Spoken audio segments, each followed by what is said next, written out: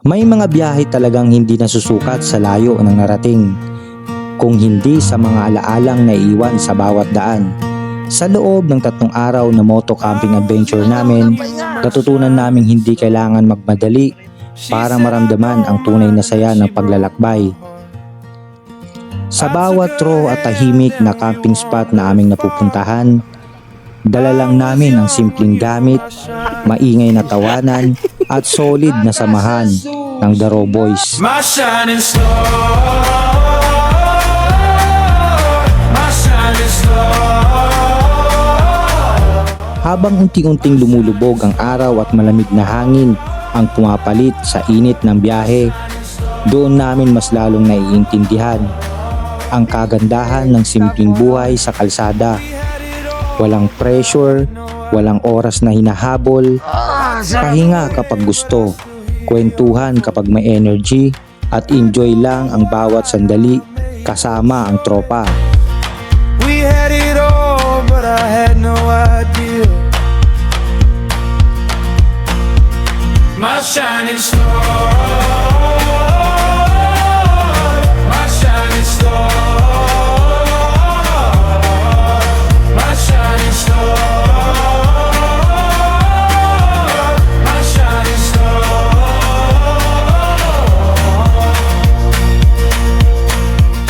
Sa mundong laging nagmamadali, minsan kailangan mo lang talagang huminto, huminga, at hayaan ang sarili mong namnamin ang tahimik na vibes ng kalikasan, dahil hindi lahat ng adventure ay tungkol sa destinasyon. Minsan, nasa mga simpleng moment kasama ang mga tunay mong kaibigan, ang pinakamagandang kwento.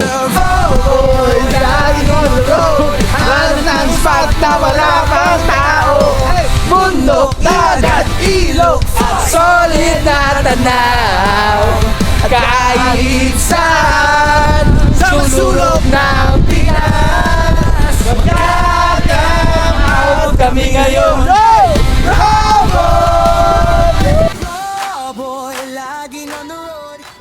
Umpisahan natin ang kwento dito sa isang spot na aksidente lang namin nahanap. Isang kalmadong ilog para sa katulad naming naghahanap ng katahimikan sa kabila ng ingay sa syudad. Good morning! Ang nangyari, natuloy na lang kami nag-camp dito. Grabe ang lamig. Tingnan nyo naman yung pinag-campingan natin. Pero for now, secret lang muna to kasi ginagawa pa ng may-ari. Ayaw pang ipakita ng buo at wala pa rin silang sa pangalan ng campsite. Pero ipapakita ko lang sa inyo yung view. Ito yung setup natin. Thank you pala sa Black Bongo sa pagbigay ng tent ng ating ginagamit ngayon. Kompleto yan, tent tsaka airbed. So thank you na marami sa pagsuporta sa ating channel.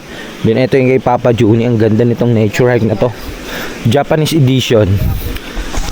Then gusto ko lang ipakita dito kung gaano kaganda yung ilog. Sobra. Ayan no. Ano yan, kulay blue yan. Dahil morning pa, wala pang araw, hindi mo pa siya makikita talaga. Pero ang lamig. Tapos yan, doon tayo nakapwesto na doon yung ilog na maganda rin. Hiwalay din na parang pasanga siya. Then ito yung pinaka malalim na part. Yan.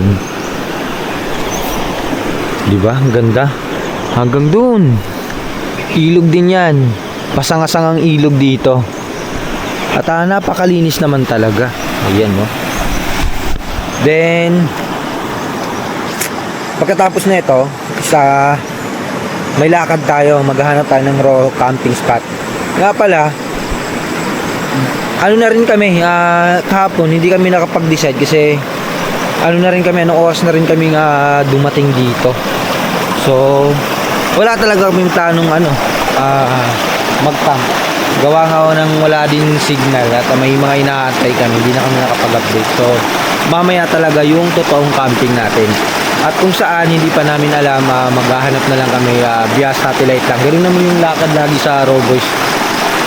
Satellite lang, kung may makitang raw spot isa, doon na kami magka-base. So ayan. kape lang tayo dahil napakalamig ng weather at mag-prepare tayo ng almusal tapos larga na. At bago nga tayo tumuloy sa ating susunod na raw camping spot, ay hayaan nyo na muna kaming mag-enjoy sa isang napakagandang ilog.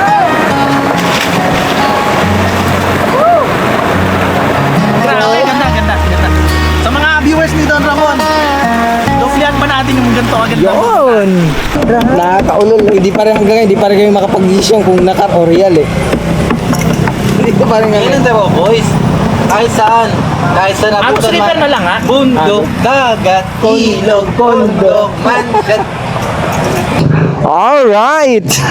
Sa wakas, makalipas ang 3 oras, nakapag-isip na rin kami kung saan pupunta. Mag-aalas 2 na at ngayon pa lang kami lalarga. Kritiko, Papa Juni, GOD on the house. Ang ruta natin is pupunta tayo ng Infanta Real, then pagdating doon at saka na lang natin hahanapin o maghahanap kami ng Rospat. O tara, let's go! Samahan nyo kami sa pangalawang araw natin na pagmamoto camping. At kahapon nag-relax lang tayo. Hindi naman planado yung kahapon at biglaan lang at late na rin kami nagkita-kita. Actually marami kami dapat. Kaso nga lang medyo nagkaalangan lang sa oras.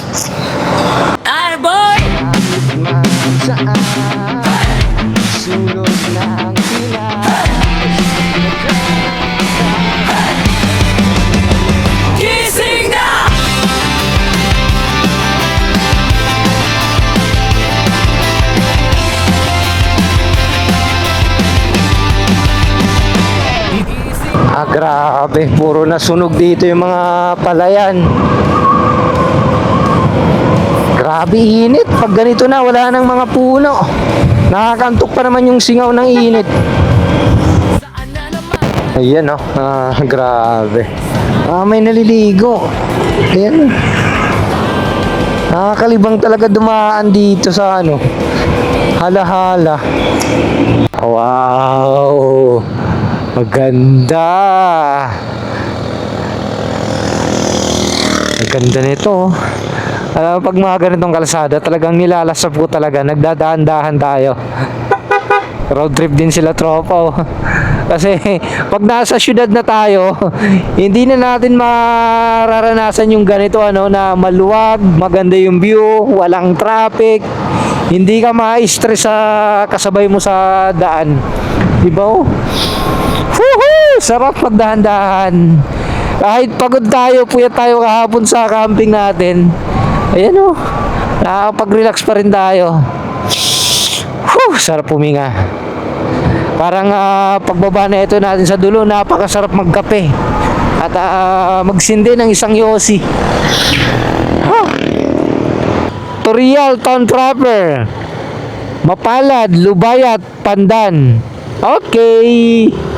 Oh, may surfer na, real surf. Dadaan muna tayo ng pamilihan. Wow, ganda ng ilog din oh. Ganda. Dagat na oh. Wow. Dagat. Tignuan? Tama ba? Wow, Tignuan. Alright, tingin muna tayo ng isda. Putik, parang lalagnatin na ako Ganda ng isda dito sa Ganda ng mga isda oh. Pakul, pangihaw. Ano to kaya, tuna? Malasugi, sarap na ito. Ayun oh, picturean din to. I love Kafalong. Tama ba? Ay, may huminto na sasakyan. Magpa-picture yan. I love Kafalong.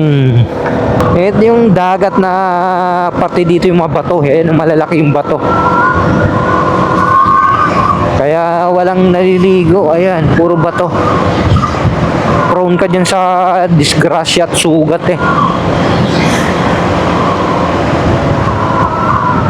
ito yung pinunta nila Juni. Ayan oh. Ito yung ito yun. Mukhang dadaan yata kami. Oo nga, dadaan.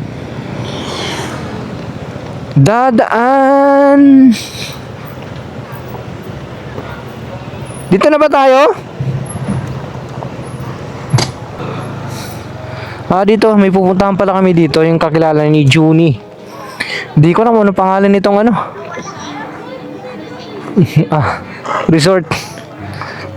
Tingnan natin kung makakapagpaalam tayo doon na may rospat kaming nakita doon. Kung hindi naman tayo papayagan, pues wala tayong magagawa. Pupunta tayo ng second option, which is Agus River o di kaya Infanta Real.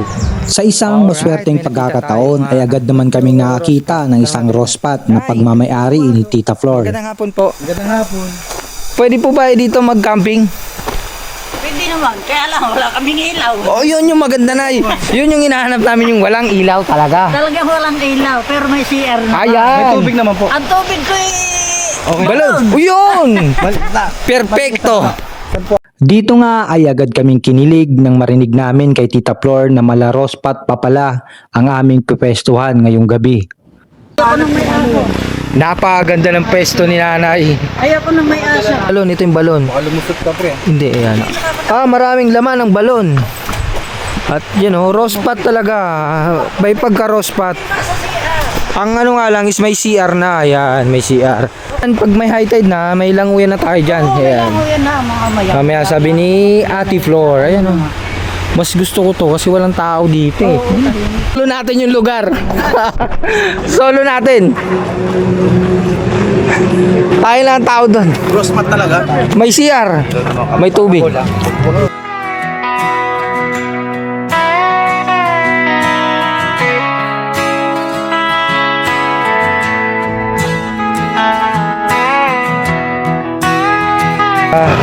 Bumili lang tayo ng tubig dito sa resort.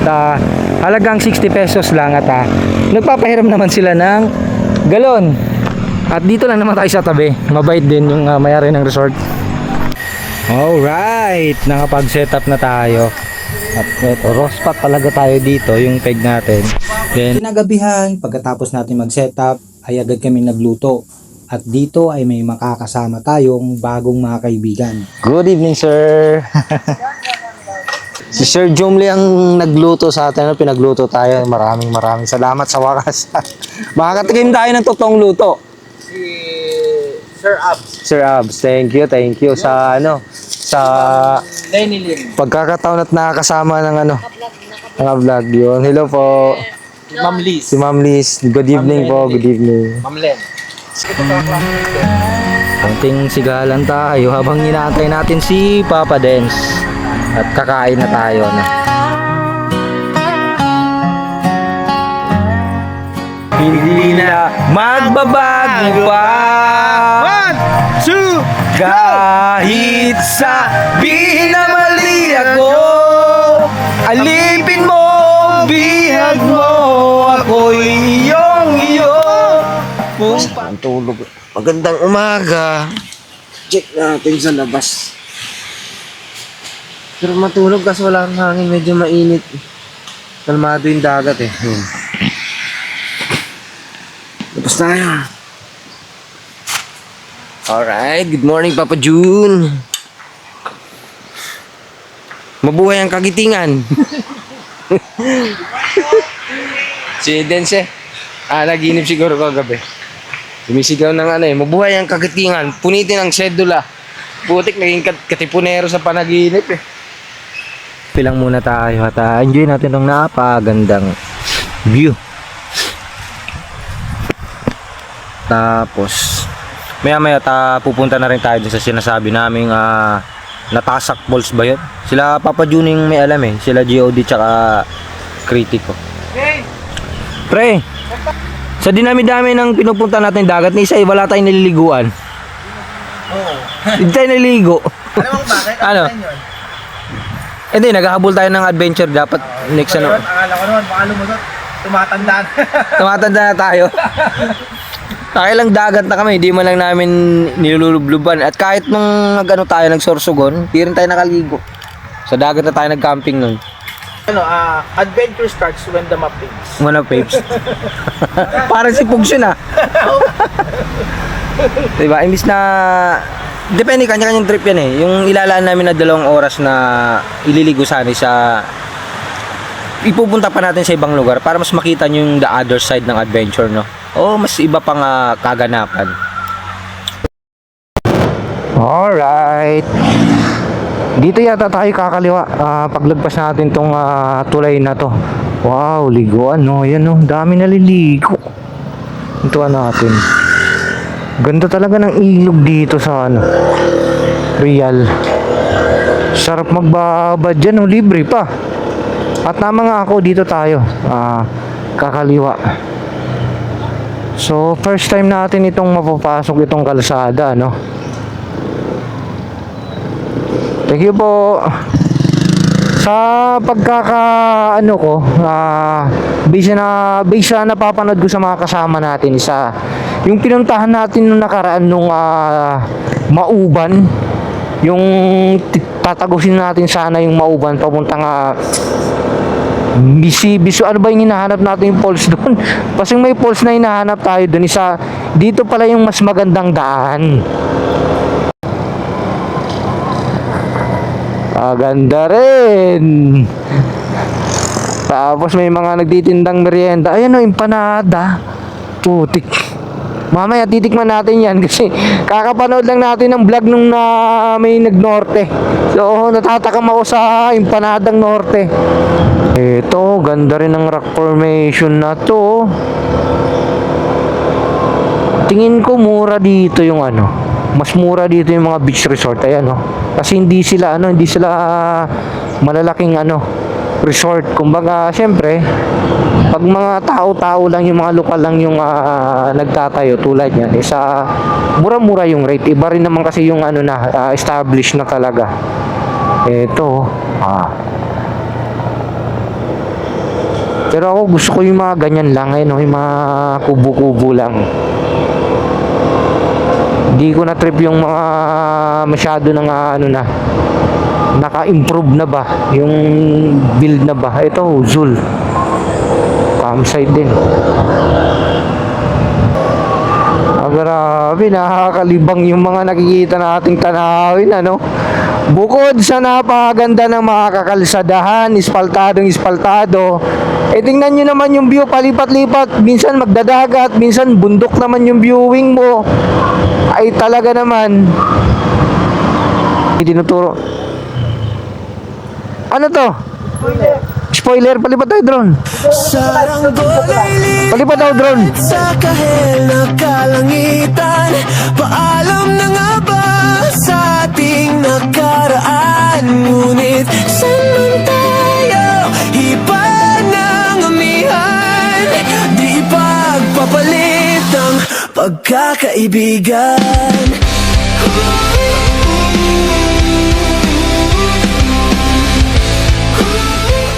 Tayo kila Aling Minday. At kung sino si Aling Minday, hindi ko rin kilala. Si Papa Juni ang nakakilala doon. Let's go! Let's go! Let's go! Woohoo! Cha-chi-chay, ba-chi-chay, yeah. Da-da-da-da-da, da-da-da-da-da. Uy, iba naman to. Mapuno ang karagatan dito. Ayan, Eto, maganda to. Naagi talaga ako sa beach campsite na punong-puno ng punong nyog. Ayan napakaganda naman talaga tingnan. Kala mo nasa Siargao tayo. Ayan ang kalaban mo lang dyan pag nag-10 pitching isa yan, yung mga buko. Baka mamaya madaanan ka ng jackpot. Ito na yung kala Aling Minday. Eto, pumasok yata sila Ayan. Ate Minday pala, hindi Aling Minday.